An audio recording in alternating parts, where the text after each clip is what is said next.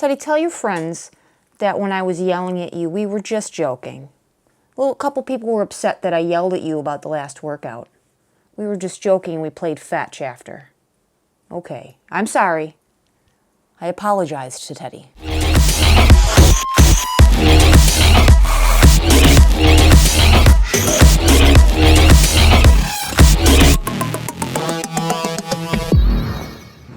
Welcome back, endurance nerds, to the 6th and final workout of Zwift Academy Road. I've gone ahead and channeled my inner Bob Ross for you guys today, reincarnated as a cat, as it were.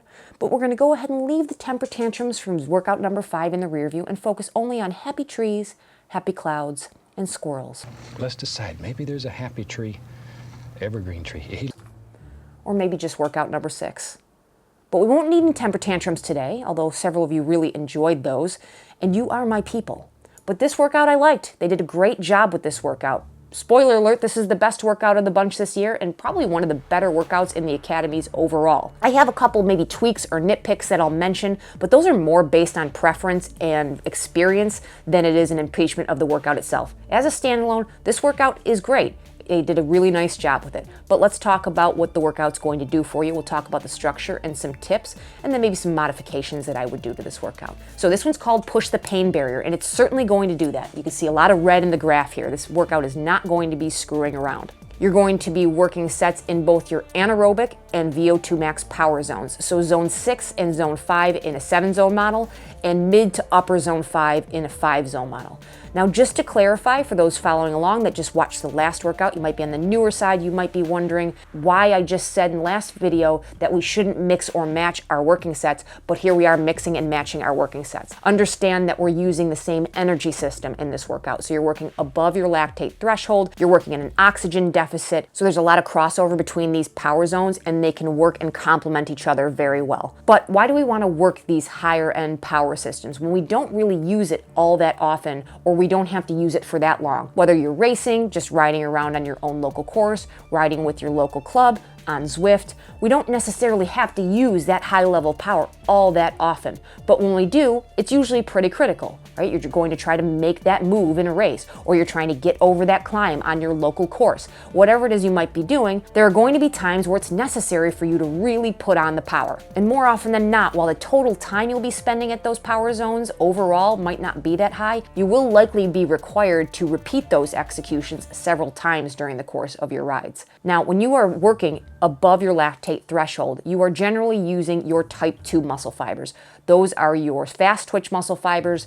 They are the ones responsible for high levels of force production, high levels of power, high levels of speed. They are almost like your emergency brake when it comes to your muscles. They are there when you really need it. But as such, they're not particularly fatigue resistant. And depending on how much you train them, you may or may not have a whole lot of endurance or stamina in those muscles. You may hear it in the cycling vernacular. We call these types of power executions burning matches, because we understand that just like a matchbook, there are only a certain number of times that we can go to the well and execute that power, just like there's only a certain number of matches in the matchbook. And by practicing these high intensity efforts, we can actually increase the number of matches we have. But maybe another analogy to help you to understand the limits of your fast twitch muscle fibers is thinking about it like a squirt gun. Do you ever have one of those super soakers when you were a kid? You know, the ones with the big water reservoir and the pump action on it? Well, your muscles operate very much like that squirt gun. You can fill up that water reservoir that's representative of the energy that you have available to use in your muscles. And that pump action gets your gun primed up with the pressure it needs to blast all of your friends with the water. So think about when you're blasting all your friends with the water as your execution, as your interval, as that quick punchy effort that you go up your local climb. But you're only going to be able to do that for so long until your legs fatigue, right? You're gonna run out of water in the squirt gun. So you're going to have to pump that squirt gun again so that you can refill the chamber with water. Kind of like you have to take a recovery interval to refill the energy in your legs, to let those fast twitch muscle fibers calm down, refill, remove the lactate from the system, and then go again. So you can continue to pump that squirt gun and douse your friends, but you can only do that so many times until you start sucking air. You're gonna look at your reservoir, uh-oh, I'm empty, I'm out of water. That's representative of running out of energy altogether in your fast twitch muscle fibers. You've burned all your matches. You can't go to the well anymore. But not everybody has the same size squirt gun. And the size squirt gun that you can carry is very much trainable. The more workouts that you do like this, the larger squirt gun you can carry. It has a larger reservoir, more pressure in the pump action. It can squirt water for longer, right? When you practice these types of efforts, you're able to extend the period of time that you can hold that power, increase the percentage at which you can hold that power. And you can increase your ability to recover between those efforts and do them again and again, and ultimately increase the cumulative amount of time that you can spend at these levels of power. Because what the body is doing after you do a workout like this is it's going to repair that damage, but it's smart. It understands that this is something that you're probably going to ask the body to do again. So if you give it enough time to recover, it will actually super compensate a little bit. It will repair those muscles a little bit stronger than they were before. So the more and more you layer these into your system, intelligently, with proper recovery in between, the more you will improve your ability to execute those high levels of power. That is why you will see in well-designed plans that you might spend several weeks, if not months, really spending your intensity days on workouts like this. So really think of VO2 max and anaerobic power as a skill that you're trying to build, and the more times you train your muscles to become acclimated to it, they're never going to become easier from an RPE perspective, but you are going to get better at them. So with that out of the way, let's talk through the structure here. I'm going to talk through the longer version first, and then I'll talk about the modifications made to the shorter version of the workout. The longer version of the workout is 49 minutes, and the shorter version of the workout is 35 minutes. So not a huge difference between the two, but if you're time crunched, certainly go for the shorter workout. So the longer version of this workout starts with that typical 8-minute warm-up from 40% of your FTP to 80% of your FTP. Then you're going to get that typical 3-minute kind of reset or recovery at 55% of your FTP. And then you're going to get these intervals here. And this is where they lie to you. Be very cautious of the on-screen prompts because they're going to tell you what's coming as 30-30s. Now 30-30s are just how they sound. 30 seconds on, 30 seconds off. They are very representative of a very common type of interval where you might see 20-20s. 40-40s, or you might see different permutations where 40 seconds on, 20 seconds off are called 40-20s, or 20-40s, 20 seconds on, 40 seconds off. So it's just shorthanding the number of seconds you're spending at intensity and delineating the working interval to the rest interval. So in this case, they say 30-30s.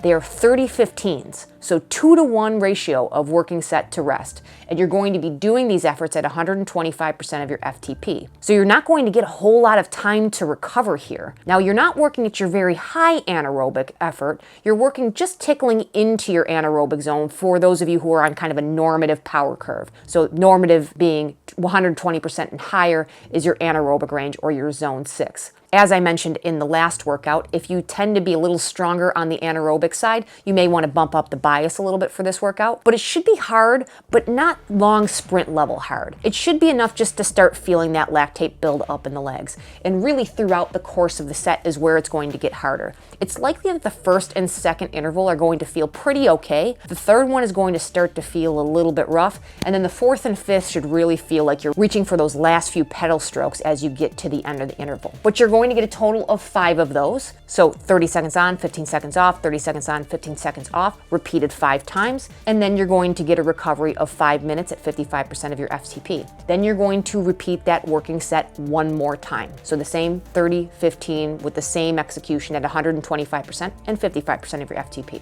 Then you're going to get an 8-minute recovery here at 55% of your FTP. Now, I've been a little critical of some of the recoveries, thinking that they should be at 40% of your FTP.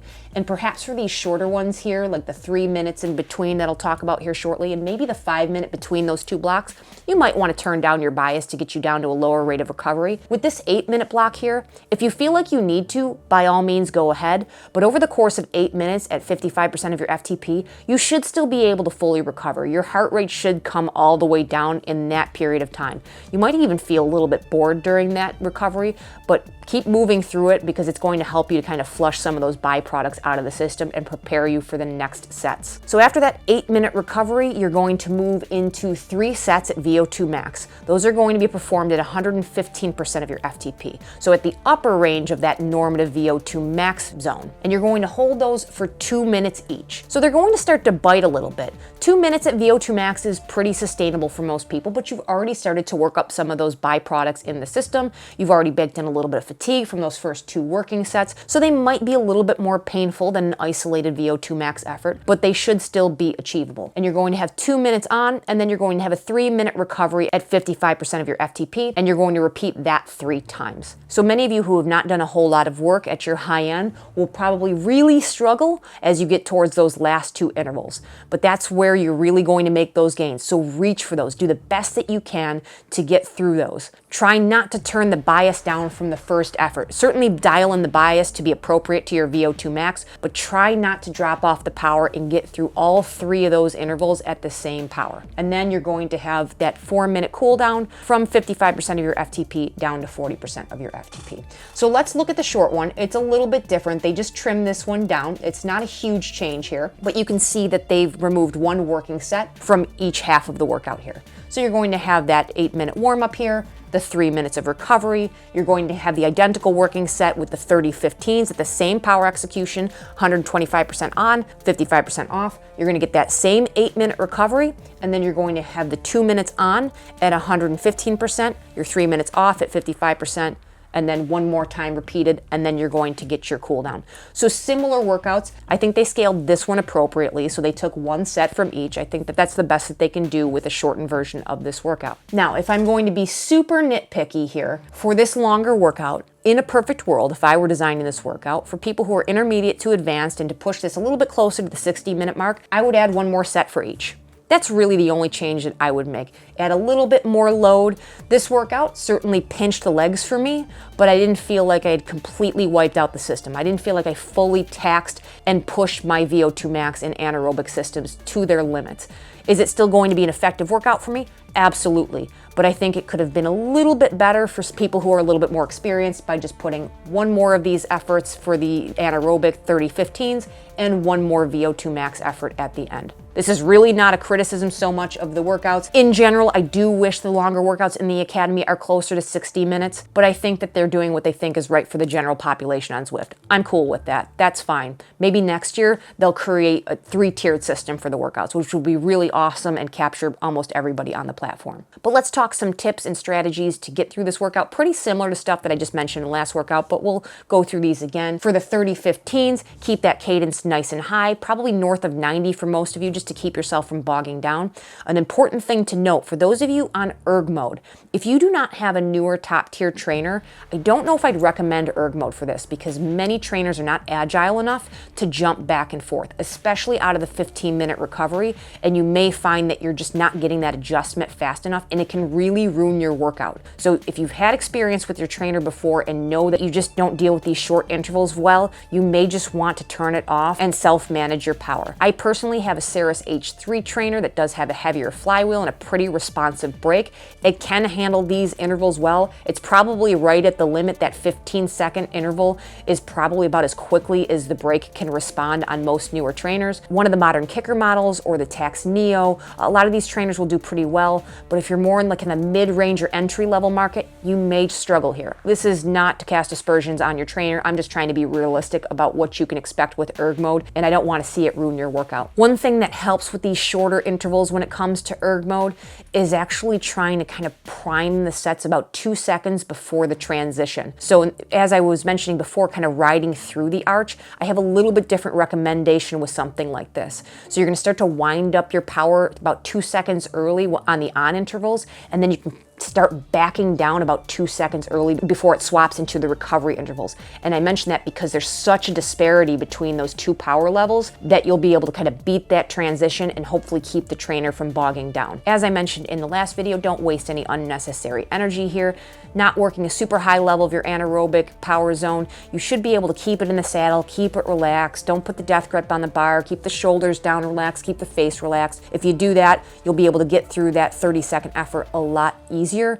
A lot of that pain is going to be mental for you, so if you're not just kind of pulling faces and gritting your teeth, you'll find it might be a little bit easier to tolerate getting through that 30-second effort. For the recovery, regardless of whether or not you're using erg mode, keep that that cadence up. Keep a nice, light, easy spin because you're not going to have that long there. So if you're trying to use these huge swings in cadence, you're just going to end up burning up more energy than you need to. For the recovery, do whatever you need to do. You've got plenty of time to readjust. If you need to back your cadence way down, if you're a little bit fatigued after that second effort here, then go ahead and back that cadence way down, spin real light, and then work your way into a higher cadence. Continue to spin those byproducts out of your legs. You'll start to feel a lot better over that 8 minutes. I guarantee you'll feel pretty fully recovered. You might be a little bit nervous about the work to come, but you should be pretty fully recovered, heart rate and all of that. For the VO2 max efforts, again, I would recommend a higher cadence, not ultra high, maybe 85 to 95 RPM. Try to keep some of that torque out of the legs. You've already got some lactate built up in the system.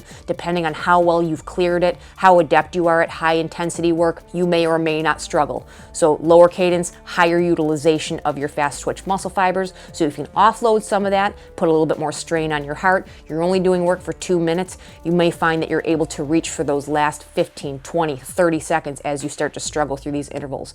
I think what you'll find is at the first minute, you'll feel pretty good, and then the second half of the interval might start to feel quite a bit worse. I will briefly repeat my advice from the last workout regarding nutrition. Sugar. Sugar's on board. High intensity work, the recommendation is anywhere between 60 and 90 grams of carbs per hour.